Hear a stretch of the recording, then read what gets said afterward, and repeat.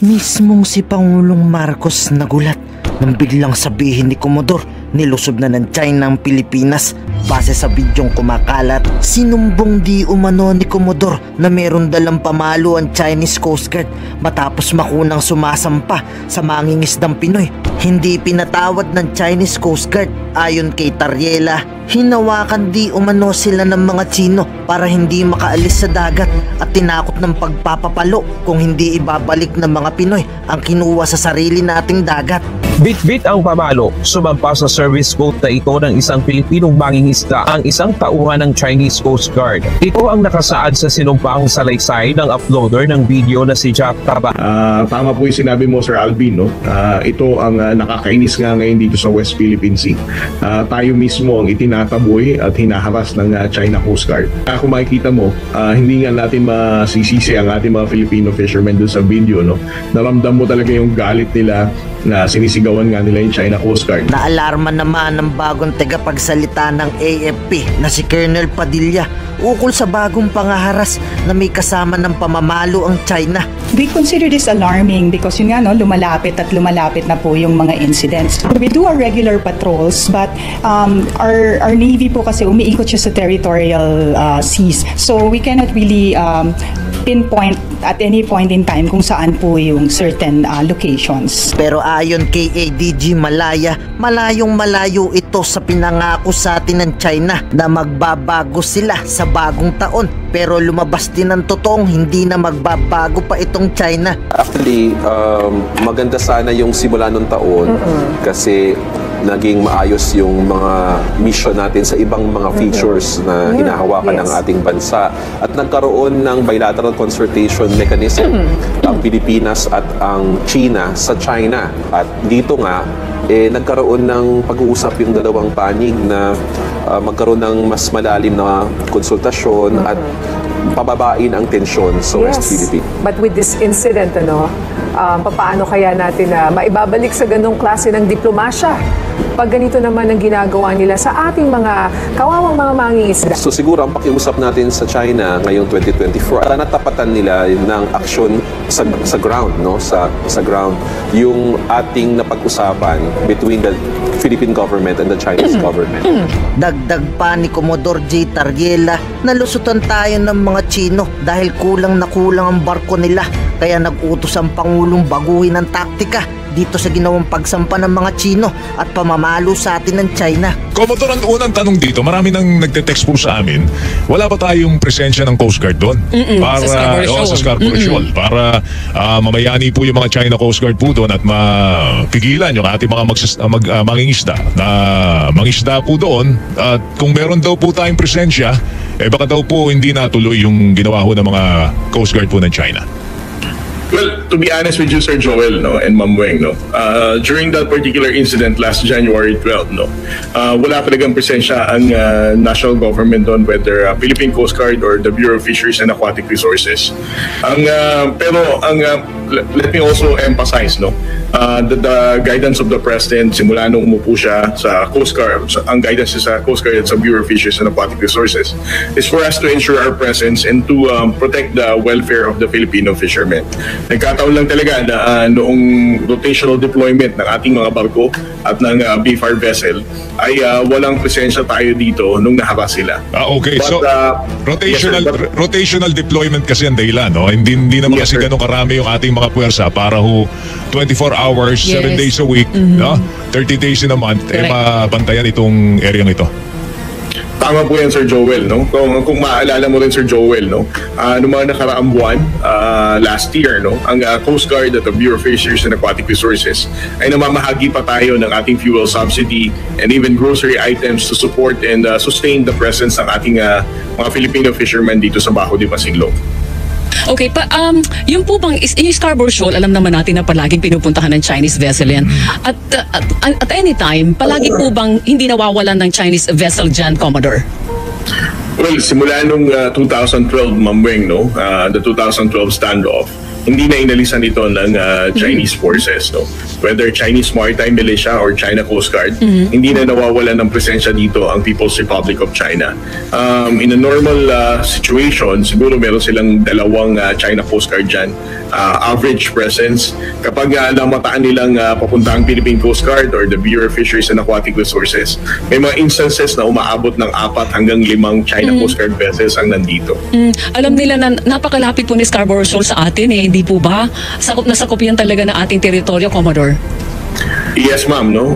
Bukod sa ito ay napapaloob sa exclusive economic zone ng Pilipinas, ang Bajo de Masinloc ay isa sa naging desisyon ng tribunal at sinasabing ito ay isang traditional fishing grounds, no? Both for the Filipinos, the Chinese, and even the Vietnamese. Kung paalam po natin na at any given time palagi may Chinese vessel dyan, bakit hindi natin siya mas malimit o mas madalas na pinupondohan ng ating mga ng pwersa po natin o ng barko natin, Commodore? Well, I agree with your observation, Ma'am Weng, no? But as I said, no, we have a very limited number of Philippine Coast Guard vessel. Hopefully, of course, there is already an effort now for the national government to support the acquisition of more vessels for the Philippine Coast Guard and even for the Bureau of Fisheries and Aquatic Resources.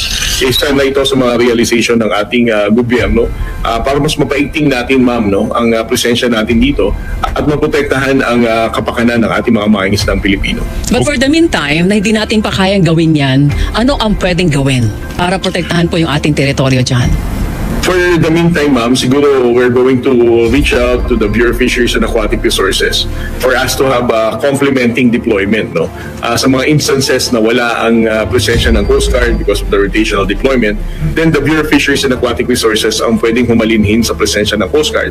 And then on those instances na wala ring BFAR vessel sa pagkakataon na yun, the Philippine Coast Guard can also alternately, no, maintain the presence ng national government. Oo, yung wag lang po at anytime wala po tayong pwersa doon.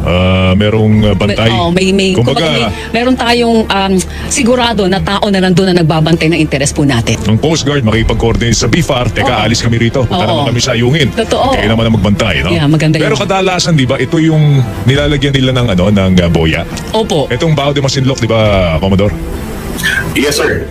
Nung nakaraang last year po, nung naglagay po sila ng barrier dito sa bukana ng entrance ng Bajo de Masinloc, ito po yung nilalagyan po nila para hindi po makapasok ang Filipino fishermen doon po sa loob ng Bajo de Masinloc, sir. So anong particular na ginawang harassment? Kinuha ba yung ating mga nakuwang taktakin? Taktakon. Oo, ang tawag nila. Yung mga pang-ulam lang sana yun, no? Oo, shells. Kinuha ba yung kinumpis ka, tinapon o binalik sa dagat? O kinumpis ka at kanilang nilagay sa kanilang bangka? Well, based on the testimony po, sir, no, ng ating mga mangingisdang na interview, sinabi po nila na pinaalis sila dito sa vicinity ng Bajo de Masinloc na ito. At bago sila paalisin, they were also instructed na ibalik sa dagat yung kanilang pinanguhang seashells. No? Ibig sabihin po, ang seashells na pinagpaguran po ng mga mangingisda na kunin nila na pangkain man lang sana, ay pinabalik po ng China Coast Guard sa karagatan at hindi na rin po nila napakinabangan. Marami po ba yung nakuha sa kanila, Commodore? Well, to be honest, ma'am, I don't have the volume yet kung gaano karami to. But noting from the video, no, ibig sabihin, lahat ng mga mangingisda na nandito sa video na makikita nyo ay nangungulekta ng seashells dahil low tide ito ng mga panahon na to. At nung inaprehend sila ng China Coast Guard, no, itinapon nila. So ibig sabihin, you can just imagine, no, na lahat ng mga mangingisda na ito may daladalang seashell na pangkain nila sana. At nauwi sa wala, no, yung effort nila sa pagkuha na to kasi naitapon lang din sa dagat ulit. Wala naman daw pong barrier ngayon doon, Commodore. Baka may boya na naman o barrier na nilagay. As of this time, ma'am, wala naman pong barrier dito sa bukana ng Bajo de Masinloc. Yeah. Meron pong utos si Presidente, baguhin natin yung ating taktika. Yan, ano ibig sabihin nito sa Coast Guard? Itong atas na ito? Well, if you're referring, sir, no, dun sa naging statement si ADG Jonathan Malaya, kung saan meron tayong West Philippine Sea strategy, no, na pending the approval of the President. As of this time, I cannot disclose with you whether there will be operational changes, no. Pero as far as the Coast Guard is concerned, ang Philippine Coast Guard po ay mananatili pa rin ang presensya sa West Philippine Sea at ating po pa rin i-report ang mga agresibong behavior ng China Coast Guard dito. Okay, naintindihan po namin, no, huwag niyong i-disclose kasi tayong chuchu. Dahil mong chuchu mga Pilipino rito no? May mga chuchuan At yung narrative ng China, ang kanilang narrative din. Yun na nakakasakit ng loob yun. Ay, nako. Anyway, anong kumusta ko ng Ayungin Shoal? Kumusta po ang Ayungin? Tahimik po ba doon ngayon, Commodore? Ang Ayungin Shoal po, may namataan pa rin po tayong China Coast Guard presence dito na vessel na pumapalahot dito sa Ayungin. But other than that, ma'am, I think that's the only information that I can provide about Ayungin Shoal. Basta tahimik sila at hindi sila nanghaharas, Commodore. Yes, ma'am. Tsaka yung frequency ng joint patrol, mapapadalas ba yun, Commodore? Kasama natin ang mga Amerikano, kaya Hapon, o kaya Australiano? For the joint patrol, ma'am, no, and sir, ng Armed Forces of the Philippines with U.S. military, I'm not in the position to respond to that question, no. But for the part of the Philippine Coast Guard and of course the Japan Coast Guard and the U.S. Coast Guard na nangyari na trilateral exercise noong nakaraang taon, maaasahan pa rin po natin na magkakaroon uli ng another exercise dito po sa Pilipinas. Kasama po natin ang Japan Coast Guard and of course the United States Coast Guard. Ngayon, ikaw bilang Pilipino, ano ang masasabi mo at reaksyon sa balitang ito? Mag-iwan ka ng komento sa ibaba at atin pong babasahin isa-isa.